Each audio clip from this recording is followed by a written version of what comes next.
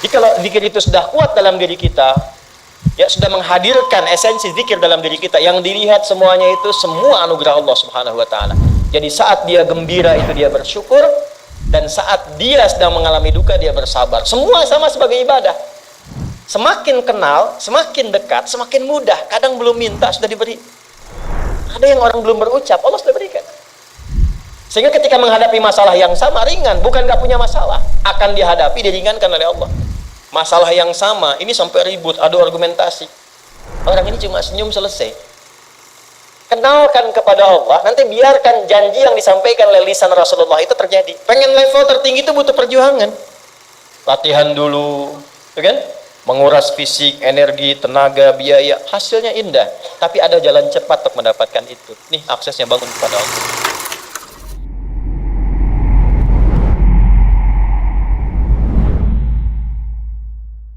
Nih Pak, indahnya begini Pak. Maaf ya. Lihat istri itu, ingat Allah. Lihat anak, ingat Allah. Ibu lihat suami, ingat Allah. Kalau melihatnya begitu, maka substansi berumah tangga itu nikmat rasanya, dan tanggung jawab itu melekat pada diri kita untuk terjaga dalam kebaikan. Ya. Saya nitipkan handphone saya ke antum, dan antum tahu itu punya saya. Ya, dan Anda mencintai saya misalnya, ta'zim di situ. Mungkin nggak handphone itu ditempatkan di tempat yang tidak baik? Mungkin nggak Anda taruh di lantai begitu saja? Demi Allah saya katakan, mungkin Anda akan mencari tempat terbaik, disimpan di situ, dirapi-rapikan, dilap-lap, karena Anda merasa itu punya saya yang dititipkan pada Anda. Manusia saja bisa Anda perlakukan demikian. Bagaimana ketika Anda melihat anak itu amanah Allah, yang Anda sebagai orang tuanya akan ditanya di kemudian hari. Maka kalau mau bersikap yang nggak enak itu, nggak bisa Pak kita lakukan. Mau bentak tuh nggak bisa. Mau marah tuh ditahan-tahan. Ya. Dan itu dijaga. Lihat istri sebagai amanah Allah itu beda caranya dengan hanya melihat kemanusiaannya saja. Istri melihat suami sebagai amanah Allah akan lain. Ya. Makanya akan selalu sempat dan optimal merawat istri sendiri dibandingkan lihat-lihat istri orang. Begitu sebaliknya. Ibu pun tidak harus berharap, kenapa ya suami saya nggak seperti Ustadz? Harapan yang sia-sia. Sudah ada turunan hikmahnya. Nah itu ada latihannya. Latihannya apa? Alladzina yadhkurunallah, zikir. Jadi kalau zikir itu sudah kuat dalam diri kita, ya sudah menghadirkan esensi zikir dalam diri kita, yang dilihat semuanya itu semua anugerah Allah Subhanahu wa taala. Jadi saat dia gembira itu dia bersyukur, dan saat dia sedang mengalami duka dia bersabar. Semua sama sebagai ibadah. Ajaban li amril mu'min. Kalau sudah seperti itu, kata Nabi, perkara hidupnya mengagumkan, gak ada keluhan. Itu latihannya zikir. Nah, zikir ini di Quran diturunkan dalam bentuk yang pokok berupa amalan ritual. Karena itulah semua bentuk amalan ritual disebut dengan zikir. Jadi kalau kita ingin hadirkan sifat tadi, maka cara pertama tingkatkan ibadah ritual. Salat. Apalagi? Al-Quran. Saya ambil dua dulu lah, supaya nggak banyak-banyak dulu. Yang pokok salat yang kita lakukan tiap hari. Tinggal kuantitas dan kualitas kita tingkatkan. Maaf, lihat sini baik-baik. Salat itu di Al-Quran disebut dengan zikir. Dalilnya Quran surah ke-20 ayat ke-14. Dan langsung disarikan dengan fungsi ibadah sebagai fungsi hidup kita. Sudah? Perhatikan baik-baik. Innani anallah la ilaha illa ana fa'budni wa aqimis salata lidzikri. Itu dalilnya. Sayalah Allah, kata Allah. La ilaha illa ana, tidak ada Tuhan yang layak dipertuhankan dan layak disembah kecuali saya, Allah. Allah. Bagaimana kenal Allah sebagai Tuhan? Ya, yang layak disembah, yang harus dipertuhankan, kenalnya bagaimana? Mendekatnya bagaimana? Fa'budni, sembah saya supaya kamu kenal saya, dekat dengan saya, tahu saya. Bagaimana caranya? Wa aqimis shalah, tunaikan salat. Jadi kalau pengen dekat dengan Allah, terkoneksi kepada Allah, tersambung, punya sifat tawakal yang kuat, nih tingkatkan sholatnya, tambah. Makanya tiap hari kita sholat 5 waktu itu untuk membangun konektivitas dengan Allah. Sebab kalau sudah dekat, aksesnya pun terbuka semua. Itu maksudnya. Anda dekat dengan pimpinan, akses di perusahaannya kan mudah untuk diakses. Ya kan? Kita punya kenalan yang kuat, yang punya sesuatu, aksesnya mudah dibuka. Kita kenal Allah dan dekat dengan Allah, apa yang sulit bagi Allah. Dan ini kita yakin. Nah sekarang Allah kasih jalan. Coba lihat orang-orang dulu. Ya. Mereka ketika akan melatih dirinya untuk tersambung kepada Allah, sholat semua, termasuk para nabi, rasul. Tapi dahsyatnya, ketika ada apapun dalam kehidupannya, yang sulit Allah mudahkan. Minta langsung dikabulkan. Dan sangat luar biasanya seringkali terjadi mintanya lewat sholat. Nabi Zakaria itu kan dihukumi istrinya oleh medis itu menopause dan mandul. Maaf, nggak mungkin punya keturunan. Kapan mintanya? Dalam sholat. Mohon sama Allah. Dan itu dikabulkan. Dan diabadikan di Quran dengan surah yang sama, Ali Imran ayat 38 sampai 39. Hunalika da'a Zakaria rabbah qala rabbi habli min ladunka dzurriyyatan thayyibah innaka sami'ud du'a. Ya Allah, mereka mengatakan aku nggak mungkin punya keturunan. Mereka mengatakan istriku punya keterbatasan. Maka aku memohon kepadamu yang tidak punya batas dalam pemberian. Engkau yang maha mendengar. Kalau kepada yang maha mendengar doa saya tidak dikabulkan, mohon tunjukkan kepadaku lewat sholat ini ya Allah, dengan cara apa lagi dan kepada siapa aku mesti memohon. Itu nggak nunggu lama, permohonan selesai turun jawaban ayat 39-nya. Fanadathul malaikatu wa huwa qa'imun yusalli fil mihrab. Turun malaikat mengabarkan engkau dapat kabar gembira akan punya anak, langsung namanya dikasih Allah Yahya. Annallaha yubasyiruka bi Yahya. Artinya hidup yang mustahil menurut manusia, lahir dari rahim seorang perempuan, maaf, yang divonis monopause dan mandul, bayi yang hidup, kata Allah nggak ada yang mustahil, lahir dan terjadi itu. Yahya, John, lahirlah. Kapan terjadinya? Saat sholat. Karena itu saat dipanggil sholat, itu isinya tuh kan doa semua. Silakan ngecek, isinya doa semua. Dari mulai takbir, sujud sampai salam, isinya doa semua. Dan itu konektivitas kita dengan Allah, minta. Kapan itu bisa terkabul dengan cepat doanya? Kapan selesai urusan kita? Kalau koneksinya bagus. Makanya disebutnya zikir, yang terhubung, yang nyambung. Semakin kenal, semakin dekat, semakin mudah. Kadang belum minta, sudah diberi. Ada yang orang belum berucap, Allah sudah berikan. Sehingga ketika menghadapi masalah yang sama, ringan, bukan nggak punya masalah, akan dihadapi, diringankan oleh Allah. Masalah yang sama, ini sampai ribut, adu argumentasi. Orang ini cuma senyum selesai. Betapa banyak masalah kecil, diargumentasikan jadi besar. Akhirnya problem. Tapi tidak sedikit masalah besar, dihempaskan di atas sajadah. Ketika koneksinya dengan Allah itu kuat, tiba-tiba hilang seketika, selesai. Makanya Nabi Yakub, kalau punya masalah, yang beliau lakukan apa? Dia bentangkan sajadahnya, dia sholat, dia mohon kepada Allah. Itu dilestarikan di Quran surah ke-12 Yusuf ayat ke-86. Aku tuh kalau sedang punya masalah apapun, ya aku bangun konektivitas dengan Allah. Innama ashku bathi wa huzni ilallah. Saya curhatnya cuma sama Allah. Ini Pak, ini bagian pertama. Nah, jadi kalau ingin semakin kuat, sampai ada masalah diringankan, mau kerja dibukakan pintunya, itu ada jenisnya. Yang pokok ada 5 waktu, 17 rakaat. Yang detil itu ada pada sunnahnya. Dan itu hebatnya dalam Islam.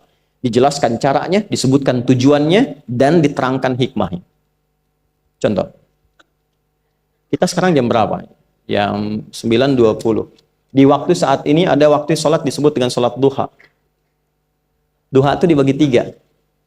Ada awal duha, penguat zikir, pengganti seluruh bagian zikir di tubuh kita, yang disebut dengan syuruk. Itu kurang lebih jaraknya 1 jam setelah subuh. Jadi kalau tadi 4.45, ya 5.45 menjelang jam 6 itu masuk syuruk. Setelah itu masuk ke jam 8 sampai ke kurang jam 10 itu pertengahan duha. Pertengahan duha. Apa fungsinya? Di antaranya mempermudah rizki. Di antaranya. Bilangannya berapa? 2 sampai 4 rakaat bisa dikerjakan. Ya, dan harapannya apa? Bukan pada rizkinya. Ya, jadi jangan sampai motifnya cuma sekedar ke duniawi, kurang tepat. Kenalkan kepada Allah, nanti biarkan janji yang disampaikan oleh lisan Rasulullah itu terjadi. Ya, Jangan pada rizkinya, ini terbatas, cuman sampai situ. Tapi kalau kita minta sama Allah, dikasih jalannya tuh dari sisi yang tidak kita duga. Anda berhitung, Allah kasih hitungan. Anda tak berhitung, Allah kasih apa yang tidak pernah Anda hitung sebelumnya. Itu poinnya. Maka lakukan sholat dekati, itu yang disebut sholat duha. 2 rakaat, tambah lagi 2, untuk kenal Allah. Kalau sudah merasakan dekat, sudah nyaman, sudah enak, muncullah kemudian kesan dalam hati. Terserah Allah mau kasih berapa. Yang penting sudah enak, sudah damai. Di titik itulah kemudian Allah limpahkan dari apa yang nggak pernah kita duga sebelumnya. Tiba-tiba keluar, kok ada telepon, dapat proyek, dapat macam-macam. Tapi tujuan sholatnya bukan untuk proyeknya. Buat kenal Allah, ulul albab ini. Kalau cuma pengen lancar, baru serabutnya. Kalau cuma pengen lulus proyek, itu baru daging luarnya. Ulul albab itu kenal Allahnya, sehingga dia tahu akses intinya tuh itu. Itu poinnya. Dan gak mahal. Emang kalau sholat duha di Anur bayar, Pak? Pakai biaya. Baiknya luar biasa. Sudah? Satu. Kalau mau lagi misalnya, ini yang paling dahsyat nih. Dibimbing kita sampai ke posisi terbaik di apapun itu. Jadi ayah terbaik, ibu terbaik. Ya, jadi karyawan strategis, di militer terbaik. Terbaik tuh gini. Di tempat terbaik yang memuliakan tuh makom namanya. Makanya kuburan sering disebut makam kan?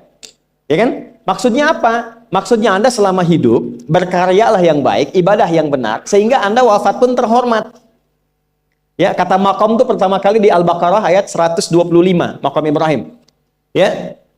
Ketika Allah sampaikan dalam Al-Qur'an, didapatkan di situ maqam Ibrahim, wa idz ja'alna al-baita mathabatan lin-nasi wa amna wattakhidhu min maqami Ibrahim.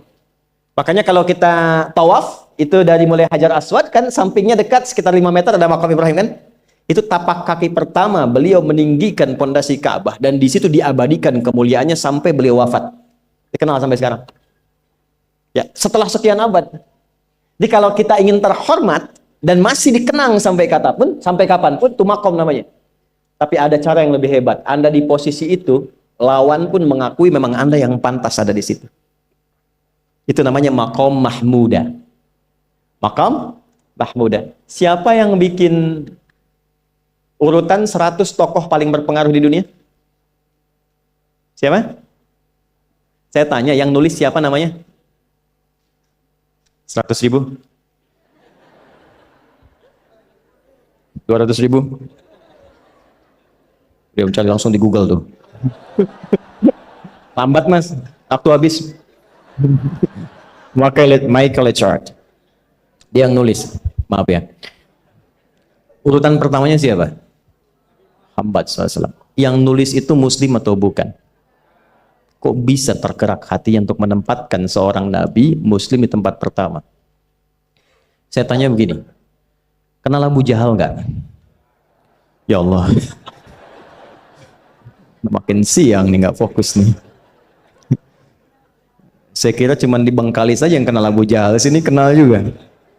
Baik, Abu Jahal itu, apakah orang ini tidak kenal Nabi? Kenal. Orang ini tahu, kalau saya sebut orang ini berarti kurang bagus ya. Kalau saya sebut beliau berarti baik ya. Abu Bakar saya sebut beliau, Abu Jahal orang ini. Maksudnya Abu Jahal. Apakah orang ini tidak tahu kalau Nabi itu mulia? Nabi unggul. Nabi hebat kan? Jadi mengakui sebetulnya Nabi unggul.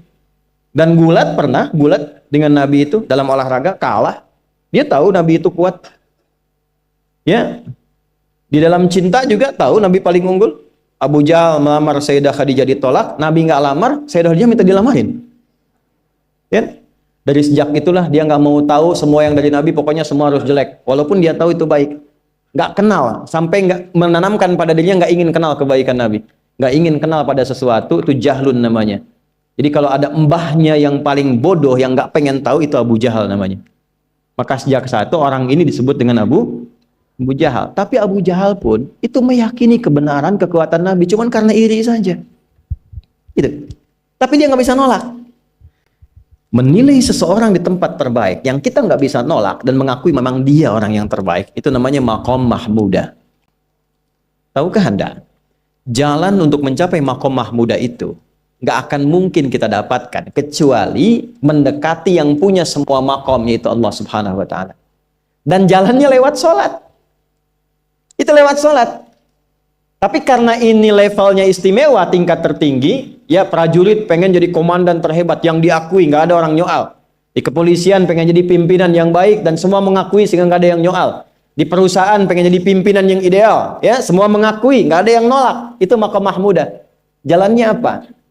Ternyata nggak pakai uang, nggak pakai koneksi-koneksi yang tidak jelas. Koneksinya dibangun dengan Allah sehingga Allah melembutkan hati semua orang itu untuk menetapkan dia yang terbaik.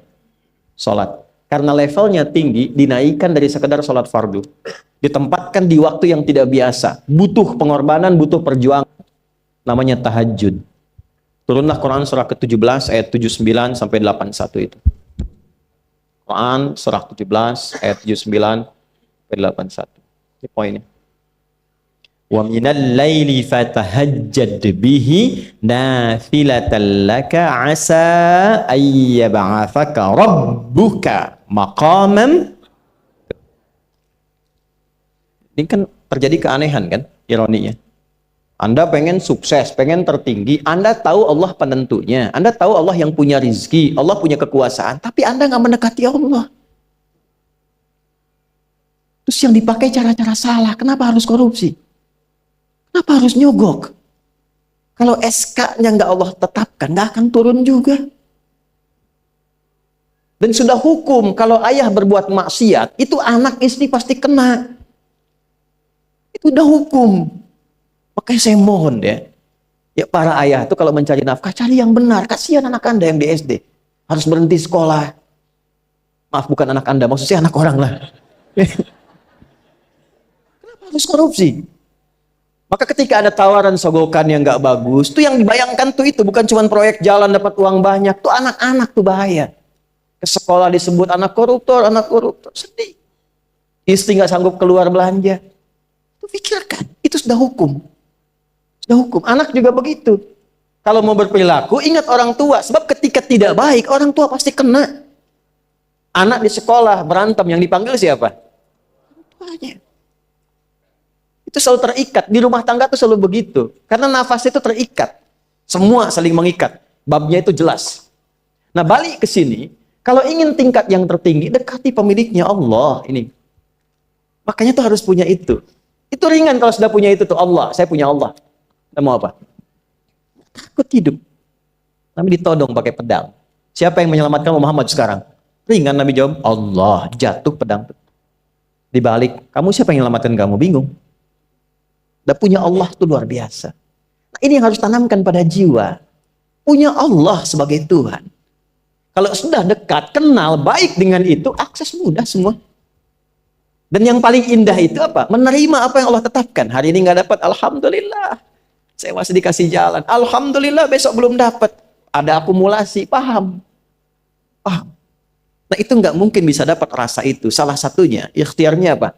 Nih, tahajud. Dan hebatnya, kenapa sholatnya disebut tahajud? Tidak disebut sholat hajat. Ada hajat, ada tahajud, beda. Hajatun, hajada, hajadun, ada tahajjada ya tahajjud, tahajud. Beda. Tahajud, di situ aja. Ini sengaja nggak saya hapus nih.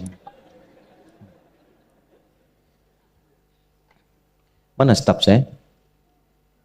Oh, foto nih ya. Saya hafal insya Allah.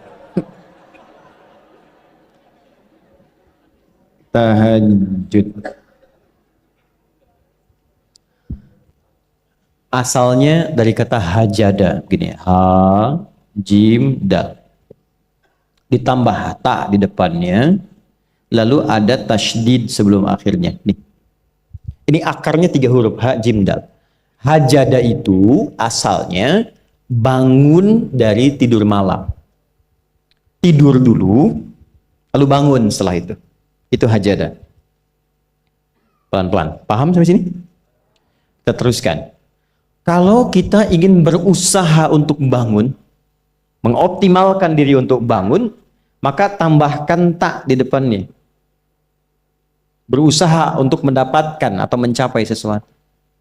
Kalau yang kita akan lakukan itu tidak mudah, nggak gampang bangunnya, sehingga butuh rencana, butuh persiapan, ya kan? Maka tambahkan tasydid sebelum huruf akhirnya. Dari kata syiddah, apa yang mau dikerjakan ini nggak mudah. Memang pengen bangun itu jam 3. Tapi kan nggak tiba-tiba ujuk-ujuk bangun jam 3, belum tentu. Ya kan? Kita harus rencanakan dulu supaya bisa bangun, saat bangun tuh siap, bukan cuma bangun. Bangun jam 3, salatnya 4:30, ya kan jauh. Maka untuk bangun jam 3 itu butuh persiapan, nih syiddah. Maka rencanakan, pasang alarm 3 kali. Misal yang ikhtiarnya jam 2, jam 2.15, jam 2.30. Alarm jam 2 untuk mematikan alarm yang kedua. Gitu kan? Yakin saya Anda kalau pasang alarm malam tuh nggak satu, yakin? Bangun, ceklek, mati. Minimal ingat akan ada alarm berikutnya kan? Itulah tak. Allah itu sudah tahu modus-modus kita itu. Karena alim maha mengetahui. Detailnya kan kita lakukan kan Allah sudah tahu. Alarm yang kedua membangun kesadaran paripurna. Peringatan kedua. Kalau pengen bangun, enggak tertidur. Maka ketika sampai pada alarm ketiga, sudah sadar kita. Oh. Bapak, Bu, alhamdulillah. Lebih baik telat daripada enggak sama sekali. Bangun. Ini. Kalau kita tarik ke implementasi hidup, pengen level tertinggi itu butuh perjuangan. Latihan dulu, kan? Menguras fisik, energi, tenaga, biaya. Hasilnya indah. Tapi ada jalan cepat untuk mendapatkan itu. Nih, aksesnya bangun kepada Allah. Gitu. Kalau kita tingkatkan ini, itu luar biasa. Jadi itu. Jadi. Nah, kalau ini terus ditingkatkan,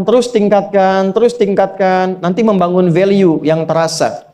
Ada nilai-nilai yang terasakan, kita merasa lebih dekat dengan Allah. Yang biasanya tadi dipanggil azan baru ingat sekarang, baru selesai subuh udah ingat isya. Nanti isya bagaimana, gitu kan, urutkan. Tapi tetap zuhur juga, zuhur, asar, maghrib, isya. Waktunya kenal, jam berapa. Bahkan dipetakan, saya nanti akan ke sini, masjid yang terdekat di situ. Jadi lihat peta itu, ya lihat peta jalan, saya nggak sebut nama supaya nggak endorse. Itu lihat peta jalan, itu dia petakan, saya akan sampai di situ jam berapa, durasinya berapa, masjidnya di mana. Kalau tertinggal di situ, di sini saya sholat Jumatnya. Sampai ke situ. Nah, value yang membuat kita semakin meningkat dekat dengan Allah, itu takwa namanya. Takwa. Disebutkan sebanyak 240 kali dalam Al-Quran. Nah, intinya itu ini nih. Jiwa takwanya. Kalau ini sudah ada, Allahu Akbar. Silahkan Anda keluarkan semua kata-kata takwa di Quran. Tidak ada kecuali yang indah semuanya.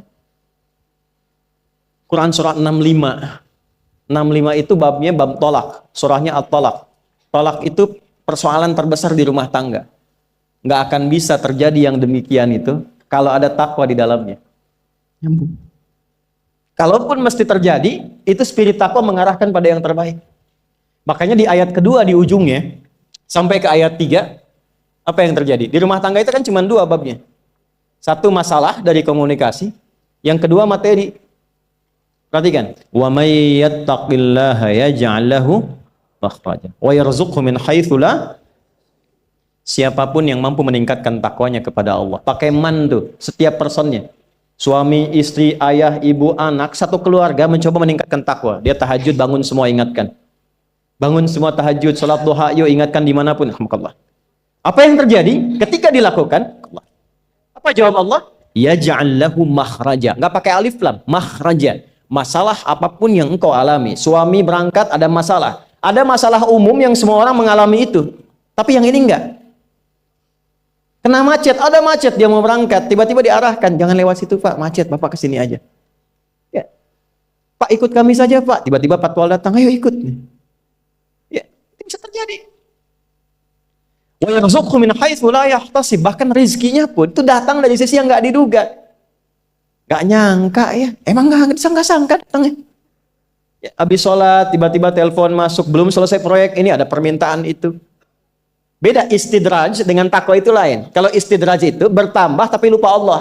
Hati-hati. Proyek nambah, sholat lupa. Hati-hati. Hati-hati ya. Pekerjaan menambah, omset nambah, tapi nggak pernah bisa ngaji. Nggak pernah mampu sholat. Hati-hati itu. Dan paling bahaya kalau itu nambah terus sehingga membuat lupa semua ibadah. Itu istidraj namanya. Istidraj. Ancamannya akhirat tuh, hati-hati. Segera ingat, segera ingat. Tapi kalau semakin nambah, semakin ingat Allah, itu anugerah. Karena Allah telah menilai hamba ini paham menjalani kehidupan, sehingga dia ngerti. Makanya Utsman, Abdurrahman bin Auf, setelah masuk Islam, hartanya makin nambah. Karena kenapa? Karena telah dinilai layak mengelola harta, paham cara mengelolanya. Dapat segini, alokasikan ke sini. Dapat segini, alokasikan ke sini. Pak, di mana logikanya ada 600 truk hasil usaha? Bapak punya 600 perusahaan. Satu perusahaannya itu bergerak di bidang misalnya logam mulia. Ya, ada emas, ada berlian, ada macam-macam dan sebagainya. Satu kali Anda berhasil mendapatkan kurang lebih 600 truk logam mulia di dalamnya. Mau datang kemudian ke tempat Anda di jalan. Tiba apa yang terjadi? Ada komen tetangga kepada Anda. Misal, komennya nggak langsung, cuma ke teman tetangga Anda dengar. Waduh, Pak Asep hisabnya luar biasa kayaknya ya. Hisabnya, bukan berliannya. Hisabnya luar biasa, terus nyampe di telinga Anda. Kira-kira ketika mendengar itu respon Anda apa? 100.000? Bingung kan? Bingung. Lihat Abdurrahman bin Auf, jazakallahu khair. Datang 600 kafilah pakai unta. Isinya semua emas, berlian, perak, macam-macam. Heboh Madinah, bum bum bum bum bum bum bum. Tiba-tiba Sayyidah Aisyah komen radhiyallahu taala anha. Beliau kan yang terdekat dengan Nabi, satu istri Nabi SAW. Jadi kalau sudah ring satu Nabi, ada yang komen, kita tuh cuma 3 sikapnya. Like, share, and subscribe. Gak usah ikut komen lagi. Sukai, share, subscribe. Ikuti jalannya. Apa komennya? Secara singkat, kama qalat. Aku pernah mendengar Nabi SAW mengatakan, Abdurrahman bin Auf itu agak lambat hisabnya. Ya, selamat-lambatnya cepat juga dibanding kita kan? Ya? Maksudnya apa? Ingin menggambarkan betapa banyak kekayaannya. Scan, checklist, semua. Ketika mendengar komen itu, apa kata Abdurrahman bin Auf? Saya jadikan semua yang baru datang itu saya sedekahkan semua untuk orang Madinah. Supaya mempercepat hisabnya itu. Saya sedekahkan semua. Bisa nggak begitu?